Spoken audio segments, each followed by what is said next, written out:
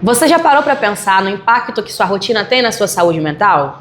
Dados da Organização Internacional do Trabalho apontam que sobrecarga, excesso de demandas e a falta de pausas estão diretamente vinculadas a casos de burnout e esgotamento profissional. O primeiro passo para a prevenção é a conscientização. Por isso, o programa Sesc Saúde Espírito Santo te convida para fazer uma pausa. Hoje vamos conversar um pouco sobre emoções, sono, memória, felicidade e tédio. Vamos lá? Na correria do trabalho, costumamos engolir aquilo que a gente sente. De que forma essa dificuldade de reconhecer as nossas emoções contribui para o aumento do adoecimento e para a sobrecarga no mundo do trabalho? Em uma sociedade onde valoriza tanto a produtividade, alguns sentimentos como raiva, tristeza, eles acabam sendo reprimidos. Então é importante a gente conseguir manter a nossa regulação emocional até para a gente conseguir desenvolver as nossas atividades cotidianas e diárias. E nesse sentido, Larissa, reconhecer as emoções não é algo apenas individual, mas é uma ferramenta de cuidado e de prevenção e saúde mental, sobretudo quando a gente fala em contextos de trabalho, do mundo do trabalho.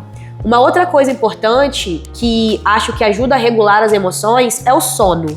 Como que o sono pode contribuir para aumentar ou diminuir a qualidade de vida e o bem-estar no mundo do trabalho, sobretudo quando a gente fala de trabalhadores e trabalhadoras do comércio? A gente precisa iniciar essa conversa dando o devido valor ao sono, e o Siddhartha ele traz isso quando ele afirma sobre o sono ser uma bomba social. Porque a partir dessa lógica, dessa expressão, a gente consegue entender que uma noite prejudicial de sono, a gente perde muito mais por conta da falta de aprendizagem que a gente tem durante o dia.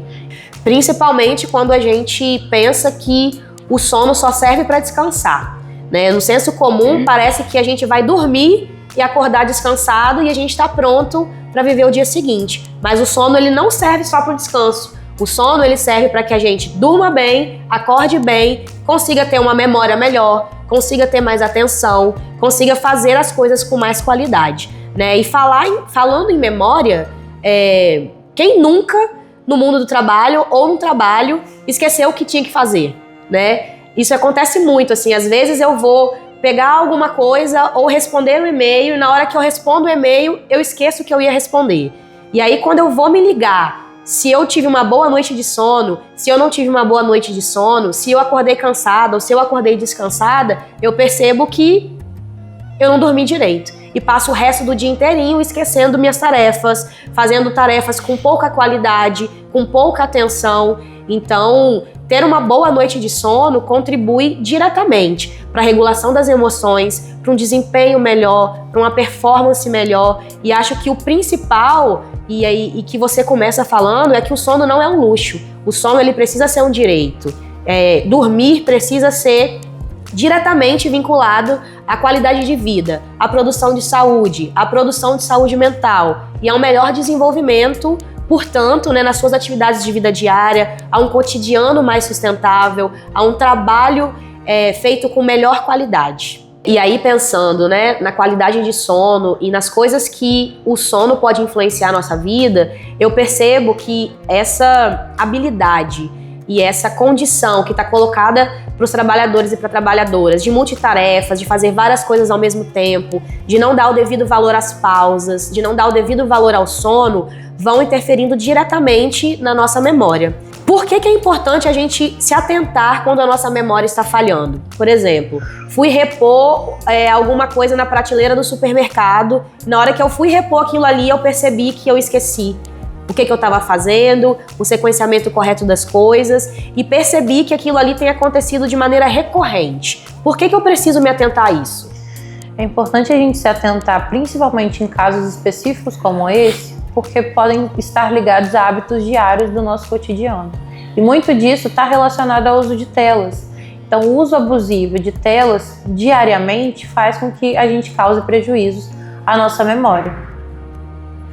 E aí esse uso de telas ele pode ser representado de que maneira? Você fala de ficar muito no celular, de ficar muito na frente do computador, de não fazer uma pausa necessária, às vezes de fazer uma atividade desnecessária com as telas. Como que a gente consegue utilizar as telas de um jeito que contribua com a nossa vida, entendendo que hoje, né, no mundo do trabalho, numa rotina, no dia a dia. As telas, elas fazem parte do nosso cotidiano, mas como fazer isso estando em alerta e percebendo o quanto aquilo pode atrapalhar ou ajudar o nosso cotidiano e o nosso fazer e saber fazer no trabalho. A gente precisa dar tempo para o nosso cérebro conseguir ter momentos em que ele não faça nada.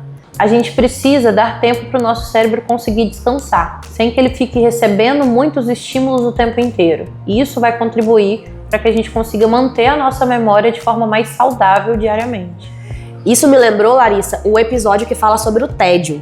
Muita gente acha que ficar entediado é um horror, né? Porque a gente vive um mundo de hiperestimulação. Parece que a gente precisa produzir o tempo todo, parece que a gente precisa trabalhar o tempo todo, parece que a gente precisa estar ativo o tempo inteiro para conseguir ter uma boa performance, para conseguir produzir melhor. E esquece que o tédio é extremamente importante para processos criativos, para a gente conseguir dar conta das coisas, para a gente continuar estimulando a nossa capacidade de criar. Como que você acha que permanecer entediado em alguns momentos pode contribuir para a qualidade de vida e para o bem-estar no mundo do trabalho? A gente precisa parar de associar tédio à improdutividade e entender que ele contribui muito, tanto para a nossa vida profissional quanto para a nossa vida diária. E acho que pensando nisso, a gente precisa entender que o tédio ele não mata, ele reinventa. Exato. Ele traz pra gente a capacidade de reinventar, inclusive em momentos alegres. O tédio ele está diretamente relacionado à ideia de improdutividade. E me parece que felicidade está diretamente ligada à ideia de produtividade. E nesse sentido, Larissa, por que você acha que associar a ideia de felicidade apenas ao sucesso e à produtividade pode ser um problema, pode ser problemático para a saúde mental, sobretudo quando a gente fala de trabalhador e de trabalhadora do comércio? É completamente prejudicial porque a gente acaba associando felicidade a resultado e desempenho. E isso muda completamente o significado de felicidade. Felicidade não é algo individual, é algo coletivo. Então você quer dizer que a felicidade não é uma fórmula e nem um checklist. Quando a gente olha para o mundo do trabalho, que estratégias a gente pode ter para que tenhamos momentos felizes? Então, Rovana, é até importante essa pergunta que você faz, justamente porque a gente não consegue associar a felicidade ao trabalho.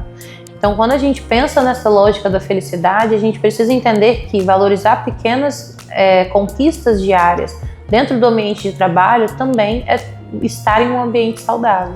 E isso também vai contribuir tanto para o trabalhador quanto para o ambiente em que ele está inserido. E produzir saúde mental, qualidade de vida e bem-estar no mundo do trabalho se tornou tão importante que a gente regulamentou isso, né, por meio da NR1. Como que você acha que a NR1 contribui e pode contribuir para a promoção de saúde mental?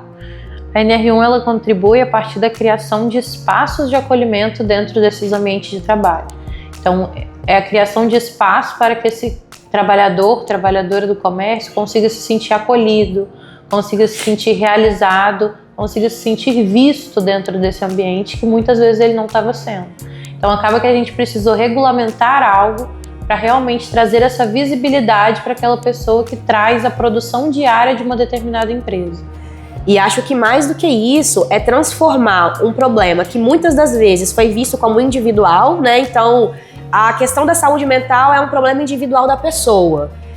Acho que a NR1, eu acho que essas iniciativas que pensam em produzir saúde vêm para dizer justamente o contrário. Saúde mental, qualidade de vida e bem-estar são questões coletivas que precisam ser tratadas de maneira coletiva, né? Então a gente precisa de muita gente para produzir felicidade, para ter espaço para o tédio, para que as pessoas consigam dormir bem, para que a memória não seja afetada, né? Para que a gente tenha de fato um trabalho alegre, um trabalho com uma boa performance, um trabalho que a gente se sinta confortável, e tudo isso começa a virar regra, né? Tudo isso começa a virar uma obrigação, né? Que é um fazer coletivo. Agora a gente olha para o trabalho, a gente olha para o trabalhador e precisa pensar como que a gente, sociedade, vai fazer para que a gente fique bem, para que a gente tenha bem-estar, para que a gente tenha saúde mental, para que a gente tenha qualidade de vida. O nosso tempo acabou, mas a gente espera que você tenha conseguido parar e refletir em cima do que a gente trouxe. Nós teremos outros episódios para discutir outros temas referentes à saúde, ao mundo do trabalho, aos trabalhadores e às trabalhadoras. Continue com a gente e até a próxima!